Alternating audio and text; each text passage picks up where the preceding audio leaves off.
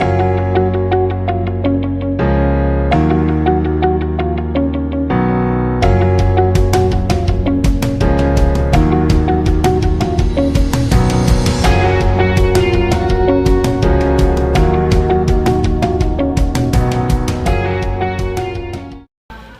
hello everyone, welcome back to me. My name is Muhammad Faisal Fardun Firdaus.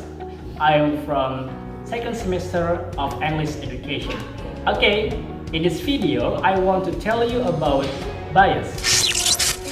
Okay, in this opportunity, I want to tell you about definition of bias, kind of bias, and how to avoid bias. Okay, the first one is definition of bias. According to the KBBI, bias means deviation or deviate from the actual values measurement. Bias can cause error in assessment of learning outcome to be inaccurate.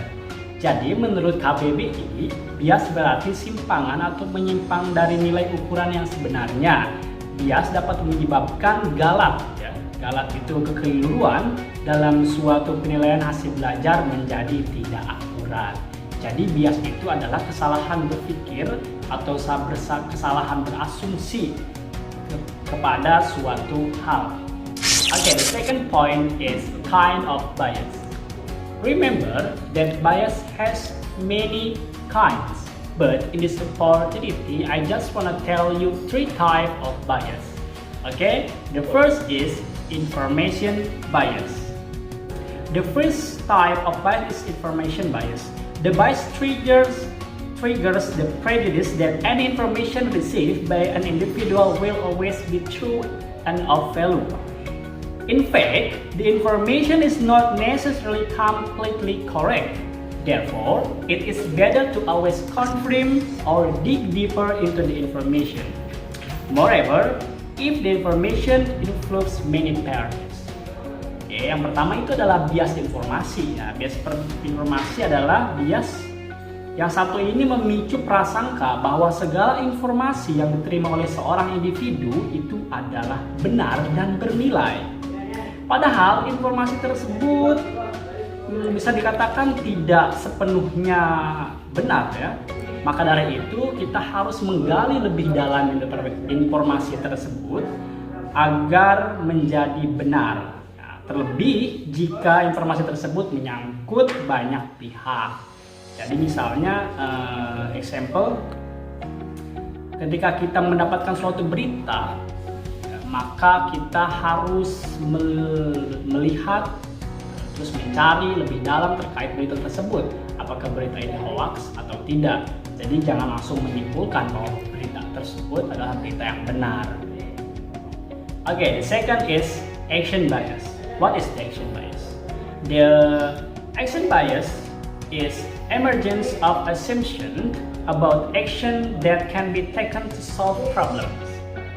In this case, an action that does not yet have a definite and structured pattern is considered a way out. Jadi bias yang kedua ini adalah bias tindakan. Jenis bias ini merupakan munculnya anggapan mengenai suatu tindakan yang diasumsikan bahwa tindakan ini bisa menyelesaikan suatu masalah. Nah, padahal dalam hal ini sebuah tindakan yang belum memiliki pola pasti dan struktur sudah dianggap sebagai jalan keluar. Ya. Jadi kita langsung memberikan anggapan kepada diri kita ketika kita melakukan sesuatu, langsung beranggapan bahwa sesuatu ini adalah benar. Oke, saya beri contoh misalnya. Ketika kita melihat seorang yang tenggelam, lalu kita berniat untuk menolongnya. Nah, setelah menolongnya, lalu kita terfikirkan bahwa menolong orang yang tenggelam ini, dengan cara mengangkat kakinya, lalu membuat dia jungkir balik seperti ini, ya. Nah, tindakan tersebut kita berasumsi dalam diri kita bahwa tindakan ini adalah tindakan yang benar dan dapat menyelesaikan masalah tersebut. Padahal tidak seperti itu, ya. Itu sangat salah karena ada di tahapan medis dalam pertolongan pertama tidak seperti itu. Nah, karena kita panik dan kita tidak bisa menghindari bias ini, maka kita mengasumsikan, langsung kita memberi conclusion bahwa tindakan tersebut adalah benar. Itu adalah bias yang kedua. Okay, the third is confirmation bias. This type of bias leads to thinking to convince oneself of information. Many prejudices arise after getting information from outside. This prejudice then from a belief in various aspects. However, this assumption is not necessarily entirely true. Individuals then tend to look for all information to convince themselves that the prejudice is completely true. In fact, the brain tends not to sort the incoming information as long as it's able to strengthen prejudice. Jadi bias yang ketiga itu adalah bias konfirmasi. Bias ini memunculkan pemikiran untuk meyakinkan diri sendiri mengenai sebuah informasi. Nah, simpelnya seperti ini, saya berikan contoh ya. Misalnya, ketika kita ada rasa ya, dorongan dalam jiwa kita untuk melakukan sesuatu, nah lalu kita melihat bahwa informasi yang dikirimkan oleh otak kita menjadi sebuah keyakinan yang sangat kuat, atau mungkin misalnya dari luar, informasi yang dari luar itu masuk kepada kita dan meyakini bahwa itu adalah jalan yang benar secara cepat, tentunya tidak melalui proses pengulangan atau proses pencarian informasi secara benar ya tentunya. Contohnya misalnya seperti ini. Nah, setelah kita mendapatkan informasi ini, kita akan kita akan sekuat tenaga ya untuk meyakinkan diri kita bahwa informasi ini adalah benar. Informasi ini adalah benar dengan data-data yang mungkin itu sangat tidak relevan, mungkin misalnya dari berita hoax atau dari berita-berita yang tidak akurat ya dan tidak kredibel. Contoh yang paling sederhana misalnya kita berasumsi seperti ini.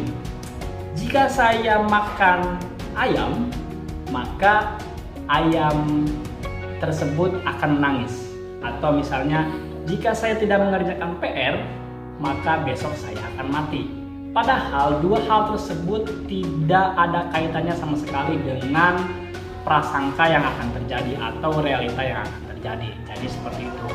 Jadi bias yang terakhir ini meyakinkan diri kita kepada suatu prasangka ya, suatu prasangka melalui informasi yang tidak ada dasarnya. Ya, prasangka saja itu, tapi kita meyakini bahwa itu akan benar gitu. Nah, ini adalah bias yang ketiga dan ini juga salah satu bias yang sangat berbahaya ya dari ketiga bias tersebut. Ini hampir mirip dengan bias yang pertama yaitu informasi bias. Bedanya kalau informasi bias itu kita menelan bulat-bulat suatu informasi. Nah, namun kalau bias yang ketiga, kita setelah kita mendapat informasi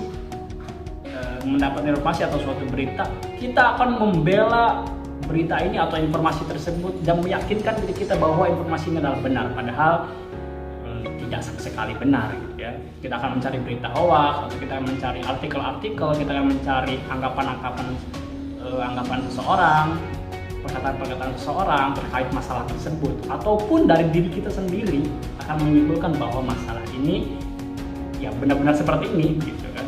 Padahal tidak seperti itu sebenarnya dan tidak benar sama sekali. Okay, the last part is how to avoid bias. Nah, tentu saja ketika kita sudah mengetahui ketiga bias tersebut dan bagaimana kita untuk menghindari tiga pola pikir yang salah itu atau pola pikir yang sesat itu ya. How to avoid bias? Bias that continues to occur can have negative effect, including inhibition of innovation, distortion of communication, and reduced quality of decision taken to solve problems. For this reason, how to avoid bias must always be careful consideration before making a decision. Cara menghindari bias ya, yang bahwa bias ini secara terus-menerus akan membuat kita salah dalam mengambil informasi, akan banyak efek-efek negatif yang akan muncul ya, seperti terhambatnya inovasi, distorsi komunikasi, atau berkurangnya kualitas ketika kita mengambil keputusan ya, untuk memecahkan permasalahan. Oke, yang pertama adalah the first one, Get used to confirm information before digesting the information. Obtained individuals should triangulate the data to ensure its validity. Yang pertama adalah kita harus terbiasa untuk memastikan informasi sebelum mencerna informasi yang didapatkan. Nah, individu ya kita seharusnya melakukan triangulasi data untuk memastikan keabsahannya. Jadi ketika kita mendapatkan sebuah informasi, kita harus mencari data tersebut sebenar-benarnya. Maksudnya kita harus mengevaluasi, harus mencari sumber-sumber yang kredibel untuk membuktikan bahwa informasi tersebut adalah benar. The second and the last is think slowly. Avoid processing information and making decision when urgent and a short time. Decision taken out of urgency and in short time actually tend to lower the quality. Nah, jadi yang kedua ini adalah berpikir secara perlahan, ya, berpikir secara perlahan. Namun pasti hindari untuk mengolah informasi dan membuat keputusan pada saat mendesak dan dalam waktu yang pendek. Keputusan yang diambil pada saat itu akan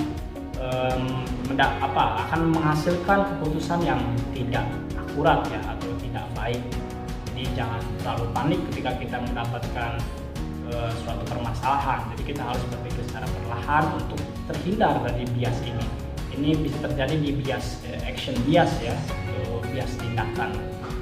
Kualitas keputusan yang buruk ini ya, ketika kita memutuskan sesuatu dengan cepat dan sembrono, maka keputusan ini akan menjadi masalah yang lebih besar ya, ketika kita melakukan kayak tadi contohnya ketika kita menolong seseorang yang tenggelam dengan teknik yang salah karena kita panik, itu akan membuat lebih fatal ya.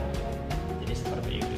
Okay, maybe just it for me. Okay, that is bias. If I have any mistake, I have apologies to you because sometimes people are gonna wrong. Oke, assalamualaikum warahmatullahi wabarakatuh.